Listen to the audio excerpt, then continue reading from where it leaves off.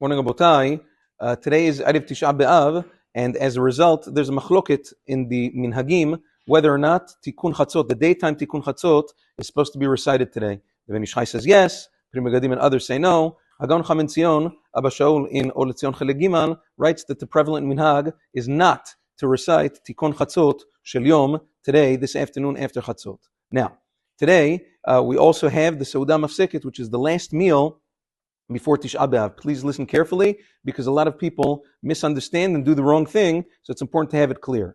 So first of all, in Halacha, the Poskim write, the Ramban in the Sefer Torah Adam writes that in order for any meal to be considered Seudah Mafseket halachically, which we'll speak about the halachot in a moment, number one, it has to be after Chatzot. Chatzot is at about 1-ish today. And number two, it has to be the last meal that a person is eating before Tisha B'Av. Which means that even if it's after Chatzot, if a person plans to eat more meals afterwards, before Shki'ah this evening, the halacha is it's not considered Seudah Mafseket.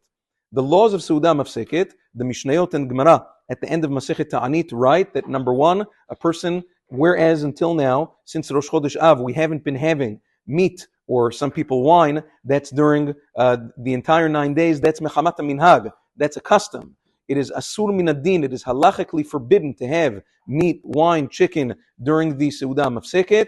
That's number one. And number two, the Mishnah says that a person is not allowed to have shnei tavshilin. Person cannot have two cooked foods during this meal. Only one cooked food. Therefore, breads, baked goods, raw fruits, things of that nature, raw vegetables, all those things, you can have as many as you want.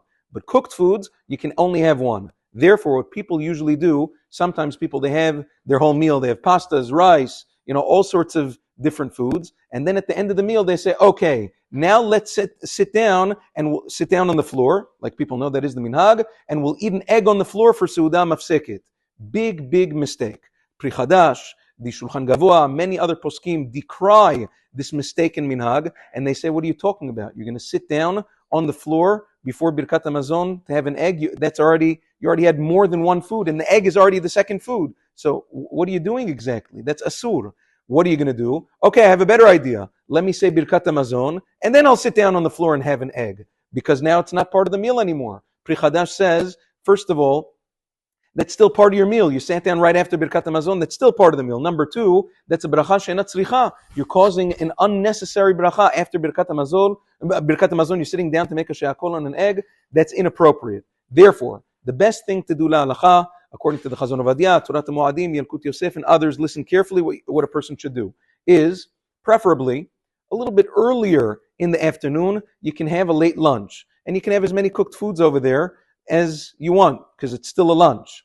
Leave yourself time, though, after that late lunch. Let some time pass. Go do other things. Go learn. Go pray mincha, whatever it is. Legitimately give yourself time to get hungry again, to have another meal, which is legitimately the last meal before Tisha B'Av, and then you do Netilat Yadayim, and then you sit down on the floor, and then you have your bread and your egg or any other one-cooked food that you have during the Seudah Mafseket. That is the proper way, according to Halacha, to do this meal. Now, it doesn't have to be an egg. Some people have other things. Some people have lentils. It doesn't have to be ma'achal avelim either. It doesn't have to be a morning food. And by the way, the poskim say, Shulchan Aruch brings down that any foods that are usually, even if you have a bunch of foods that are cooked in the same pot, if they're usually cooked in that manner, it's considered one tavshil. For instance, many Syrians and other Middle Eastern, there's a dish called mejedra, which is you take rice and lentils and you cook it in the same, and onions you cook in the same soup, or in the same pot. Or you have a soup and you put all sorts of ingredients together.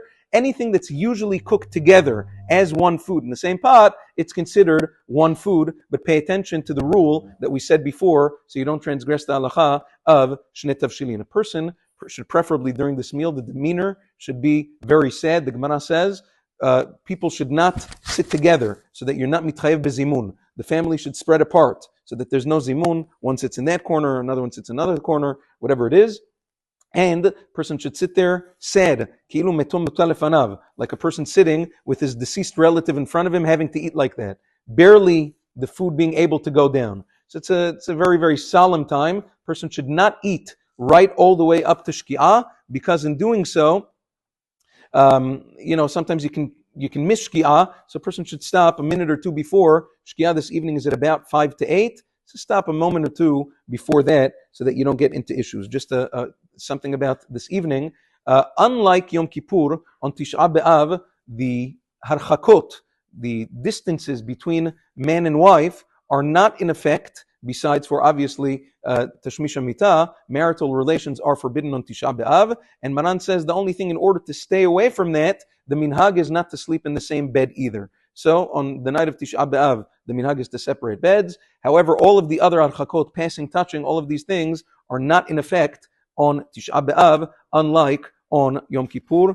Have a wonderful day and an easy and meaningful fast, Be'ezrat Hashem. Just a word about the scheduling. This evening, Mincha will be a little bit earlier to give people time for Seudah Mafseket. Afterwards, Mincha will be at 6. Tomorrow morning, a little bit of a change in the schedule. We'll have 3 minyanim in the morning. There'll be, well, first of all, Avit tonight will be at 8 o'clock, upstairs and downstairs.